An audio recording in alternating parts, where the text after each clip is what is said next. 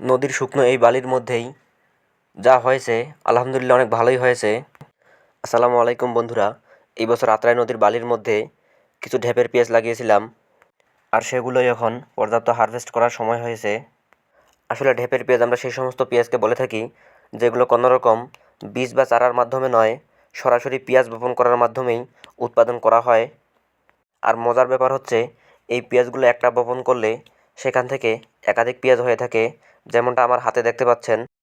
তো এই পেঁয়াজগুলো আমরা নিজেদের খাওয়ার জন্যই খুব সামান্য পরিমাণে লাগিয়েছিলাম। নদীর শুকনো এই বালির মধ্যেই যা হয়েছে আলহামদুলিল্লাহ অনেক ভালোই হয়েছে। বালির মধ্য থেকে এইভাবে পেঁয়াজ টেনে টেনে তোলার অভিজ্ঞতা এইবারই প্রথম। আর পেঁয়াজের গাছগুলো হালকাভাবে টান দিলেই পেঁয়াজগুলো যে হাতে চলে আসতেছিল, এই ব্যাপারটা আমার অনেক ভালো লাগতেছিল। যাই হোক, সমস্ত পেঁয়াজ ওঠানো শেষ। এখন শুধু এগুলোকে বাসায় নিয়ে গিয়ে শেকড় এবং গাছগুলো কেটে হালকা রোদে শুকাতে দিলেই কাজ শেষ।